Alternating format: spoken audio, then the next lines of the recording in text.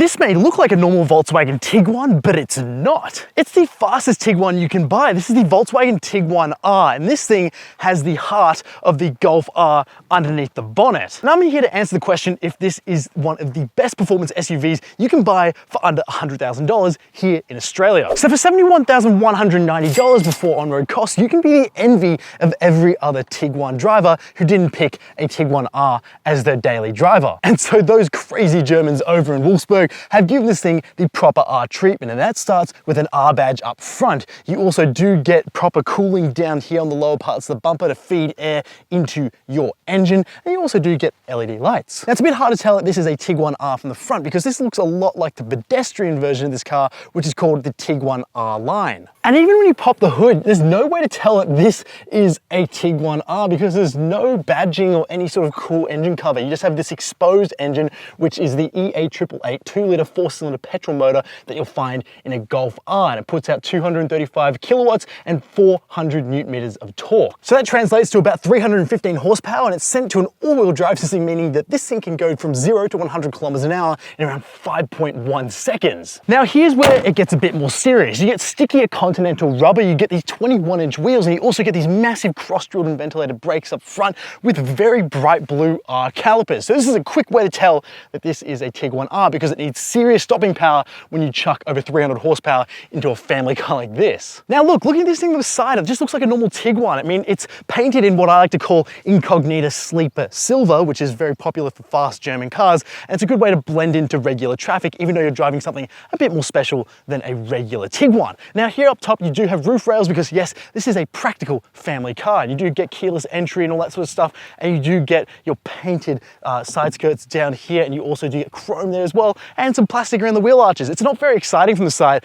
I will say. And then the brakes at the back aren't as aggressive at the front, but they still do get blue brake calipers. But here's where things get a bit more obvious. You get a little extension here on your spoiler at the top. You get an R badge at the back right in the middle, which no other Tiguan gets, and no other Tiguan gets very real quad exhausts out the back, which look fantastic, and I really like how they finish. And this is exactly what 15-year-old Cameron would have loved to have seen on his family's car, a R badge and quad exhaust pipes, which sound like this.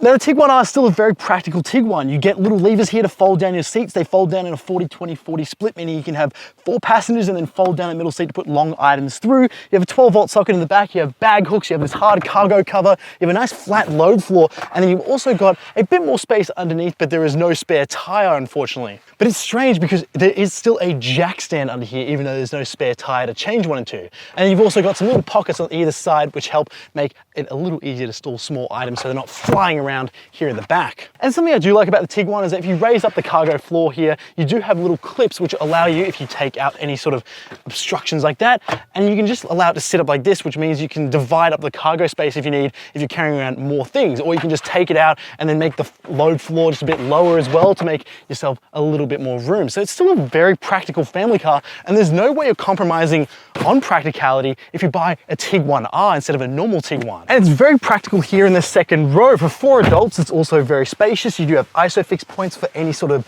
baby seats. You have plenty of room here in the middle seat as well, even though you have a pretty large transmission and exhaust tunnel. We have our own USB-C port, we have a 12-volt socket, and we can change our own temperature here in the second row. We have storage in the doors, which is carpeted, which means small items won't make a lot of noise. We have some storage pockets down here next to the seat. We have storage little pockets up top on the back of the seats, and a big map pocket here as well. Plenty of feet room, plenty of headroom, and I'm very comfortable here for long trips. So it's going to be very good. And you've also got yourself a nice big armrest, and you've also got some cup holders in there, and you can fold down that middle seat if you have to. And some R touches in this car would be the carbon fiber look trim on the doors, blue stitching on the doors, blue stitching on the seats, this leather in the back, and you get this carbon fiber weave material in the seats as well, which is just a look, carbon fiber look. It's not actual carbon fiber, and you get blue piping in the back, so it feels a bit more sporty compared to a normal Tiguan when you're sitting in the back. Now jumping into the front of the Tiguan, there's not a whole bunch here that makes this feel super special, but Volkswagen have tried their best to make it feel a little bit more sporty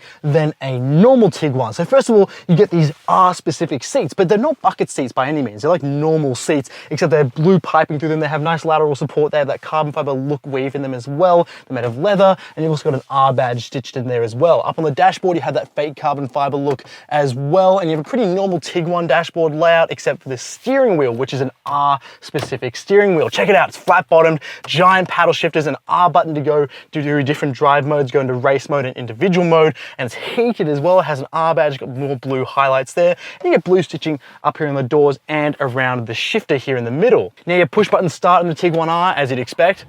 It doesn't sound too exciting when it starts up, but you just sort of get a hint of bass that's a bit more exciting than a normal Tiguan. And if you leave it in race mode or sport mode, things will sound very exciting. Now the touchscreen here is pretty normal, pretty easy to use, and it does have some hard buttons on the left to make sure you're not going to have everything hidden in the screen, like volume controls. And you also have these touch capacitive buttons down here for your climate controls. You have 2 USB-C ports and a little 12-volt socket. And I do like how you have a normal shifter, not like that small shifter you'll find in, say, the new Golf R. And you've also got yourself terrain modes as well, so if you're heading to snow, dirt, or anything like that, you can go ahead and let the car know how to use this all-wheel drive system. You get some cup holders here which pop out when you press some buttons, and it's also a storage area if you want to fold them away, and you get a little bit of space here in the center console. Now unfortunately you get a bit of a boring digital cockpit. It's fine, it works really well. You can go through different things like your maps, your lap timers, all that sort of stuff, but there's no center rev gauge layout or anything like that. You either have your gauges up or you hide them away by pressing the view button. So that's pretty standard, but at least it's very useful, and it's pretty responsive as well. It looks nice, crisp and clear. You do have a heads-up display, but when you press it in this brand new press car, it makes a creaking sound, which is a bit ominous, and it really just displays your speed. And so if you really want the heads-up display, it's there, but I never really drive with it. I just keep that one folded because it's just a basic glass reflective one. It's nothing too complicated like you'll find on some modern day cars which have more complicated heads-up displays, like something you find on a GR Yaris, for example, which has rev gauges and tells you your gears and that sort of stuff. You got things like auto hold, your traction control, which means if you press that once, it will take you into ESC Sport, which means you can activate launch control. So let's see what that feels like. So this wouldn't be a Tiguan R review if we didn't test launch control. So to activate launch control, you go into ESC Sport, go into race mode, foot on the brake, foot on the accelerator, launch control program active, and oh my gosh! This thing does get moving. The Tiguan R, I want to call this a Golf R because it feels so much like a Golf. So you have the heart of a Golf underneath the hood. You've got yourself an all-wheel drive system like you would in a Golf R. You've got big brakes like you would in a Golf R. So essentially this just is a beefed up Golf R. Now look, I love the Golf R. It's one of my favorite cars you can buy in terms of it being the ultimate hot hatch and also just something you can easily daily drive. And it doesn't really feel like too much of a boy racer car if it's kept relatively stock, and that's until people get a hold of the pop and crackle tune. Now the Tiguan, pretty basic SUV. It's something that's beloved by many families because of its good build quality. It's an affordable German European SUV that comes with all sort of the German European build quality, so it just feels like a heavier, well-built car compared to something that might be a bit more affordable. And then yeah, it's basically been given a complete makeover. Now Volkswagen's no stranger to building performance SUVs. They've built something like the Touareg R50, which was using a V10 diesel motor. But this is probably one of their first goes at a performance petrol SUV. And that's proven to be pretty good. Now, you do have something like the crossover, which is a T-Roc R, and that thing's pretty good. But that's more of like, yeah, a lifted hatchback, like a rally version of the Golf R, where this is a proper SUV with a proper performance setup. So you've got yourself a performance exhaust system, which sounds all right. We'll get to that in a second. But first of all, obviously our power. Under the bonnet, we have that EA888 motor, which is producing 235 kilowatts, 400 Newton meters of torque. It's a healthy amount of power under there. And yeah, 5.1 seconds to 100, pretty respectable, and you're definitely going to feel it too. So if you think 5.1 looks slow on paper, I can tell you for a family SUV, this thing feels pretty quick. Now, in terms of ride and handling, I'm in race mode at the moment because I feel like that's what most people would like to be in, because there's a giant blue R button here on the steering wheel just going to tell me to go into race mode all the time and just coerce me into doing that. And look, I'll jump into comfort. The gearbox is set up to be, into an efficiency mode, so it will be pretty normal in terms of responsiveness. It's nothing too crazy. It's good for daily driving, and it's just nice and comfortable, nothing too aggressive. So you can use the Tiguan R as a normal family car, and also just allows the car to be nice and relaxed through its steering and engine inputs, so it just becomes a very relaxed ride. Although there's plenty of wind noise that comes from the top of the windshield, I found when I was out on the highway, and those 21-inch wheels do provide a bit of a harsher ride. We can go into sport, which gives you like a in-between mode between comfort and race, which it's okay, but I'm really not too sure why you'd use it. Yeah, so sport mode is fine for an in-between mode, but nothing that I would be, you know, using every day. Now I think sport mode's good for people who are unsure if they want to be in race mode, so that's all right for them, but I mean, race mode's the one you want to be in. So we can put our foot down and